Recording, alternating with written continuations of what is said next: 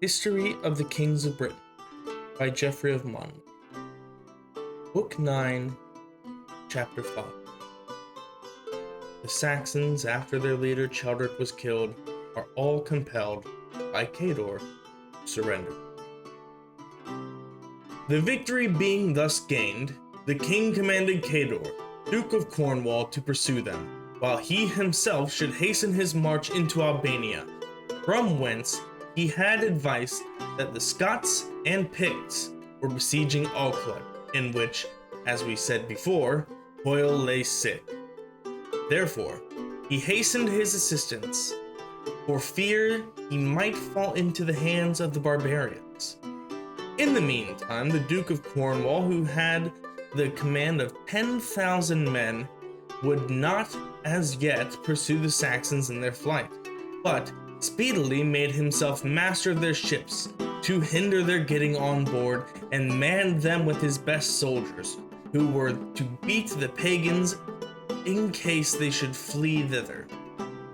After this, he hastily pursued the enemy, according to Arthur's command, and allowed no quarter to those he could overtake, so that they, whose behavior before was so cruel and insolent, now with tremorous hearts fled for the shelter, sometimes to their coverts of the woods, sometimes to mountains and caves, to prolong a wretched life.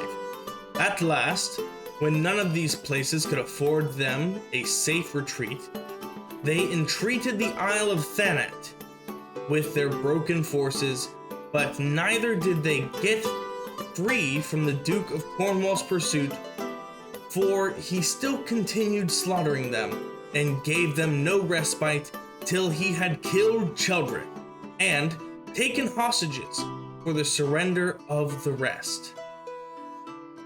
Chapter 6. Arthur grants a pardon to the Scots and Picts besieged at Lake Lomond. Having therefore settled peace here, he directed his march to Alclud, which Arthur had relieved from the oppression of barbarians, and from thence conducted his army to Monmouth, where the Scots and Picts were besieged. After several battles with the king and his nephew, they had fled as far as this province, and entering upon the Lake Lomond, sought for refuge in the islands that are upon it. This lake contains 60 islands and receives 60 rivers into it, which empty themselves into the sea by no more than one mouth. There is also an equal number of rocks on these islands, as also of eagles' nests in these rocks, which flocked together there every year, and by the loud and general noise which they now made, forebode some remarkable event that should happen into this kingdom. To these islands, therefore, had the enemy fled, thinking the lake would serve them instead of a fortification. But it proved of little advantage to them, for Arthur, having got together a fleet, sailed around the rivers and besieged the enemy 15 days together, by which they were so straitened with hunger that they died by thousands. While he was harassing them in this manner, Guilliarmus, king of Ireland, came up in a fleet with a very great army of barbarians in order to relieve the besieged. This obliged Arthur to raise the siege and turn his arms against the Irish, whom he slew without mercy, and compelled the rest to return back to their country. After this victory, he proceeded in his first attempt, which was to extirpate the whole race of Scots and Picts, and treat them with an unparalleled severity. And, as he allowed no quarter to none, the bishops of that miserable country, with all inferior clergy, met together, and bearing the relics of the saints and other consecrated things of the church before them, barefooted, came to implore the king's mercy for their people. As soon as they were admitted into his presence, they fell down upon their knees, and humbly besought him to have pity on their distressed country, since the sufferings which he had already made it undergo were sufficient, nor was there any necessity to cut off the small remainder to a man, and that he would allow them to the enjoyment of a small part of the country, since they were willing to bear the yoke which he should impose upon them. The king was moved at that manner of their delivering this petition, and could not forbear expressing his clemency to them with tears, and at the request of these holy men granted them pardon. Chapter 7. Arthur relates the wonderful nature of some ponds. This affair being concluded, Hoyle had the curiosity to view the situation of the lake, and wondered to find the number of rivers, islands, rocks, and eagles' nests so exactly corresponded. And while he was reflecting upon it as something that appeared miraculous, Arthur came to him and told him of another pond in the same province, which was yet more wonderful. For not far from thence was one whose length and breadth were 20 feet, and depth 5 feet. But whether its square figure was natural or artificial, the wonder of it was there were 4 different sorts of fishes in the 4 several corners of it, none of which were ever found in any other part of the pond but their own.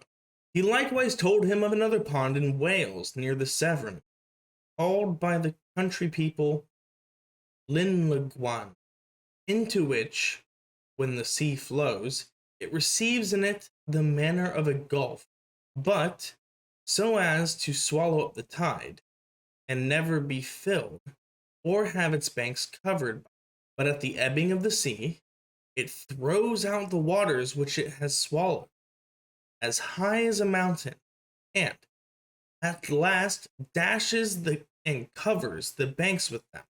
In the meantime, if all the people of that country should stand near their faces with their faces toward it, and happen to have their clothes sprinkled with the dashing of the waves, they would hardly, if at all, escape being swallowed up by the pond. But with their backs toward it, they need not fear being dashed, though they stood upon the very banks. Chapter 8. Arthur restores York to its ancient beauty, especially as to its churches. The king, after his general pardon granted to the Scots, went to York to celebrate the feast of Christ's Nativity, which was now at hand. On entering the city, he beheld with grief the desolation of the churches, for upon the expulsion of the holy Archbishop Sano and all the clergy there, the temples, which were half burned down, had no longer divine service performed in them. So much had the impious rage of the pagans prevailed. After this, in an assembly of clergy and people, he appointed Pyramus his chaplain, metropolitan of that see. The churches that lay level with the ground he rebuilt, and, which was their chief ornament, saw them filled with assemblies of devout persons of both sexes. Also, the nobility that were driven out by the disturbances of the Saxons, he restored to their country. Chapter 9. Arthur honors Oguesel with the scepter of the Scots, Urien with that of Murieth, and Lot with the consulship of Londonasia. There were there 3 brothers of royal blood, Viscount Lot, Urien, and Oguesel, who, before the Saxons had prevailed, held the government of those parts. Being willing, therefore, to bestow on these, as he did on others, the rights of their ancestors, he restored to Oguesel the sovereignty over the Scots. His brother Urien he honored with the scepter of Murieth, and Lot, who in time of Aurelius Ambrosius had married his sister, by whom he had 2 sons, Walgan and Mordred. He re-established in this consulship of Londonasia, and the other provinces belonged at length when the whole country was reduced by him to its ancient state. He took to wife Guanhumar, descended from a noble family of Romans, who was educated under Duke Cador, and in beauty surpassed all women of the island.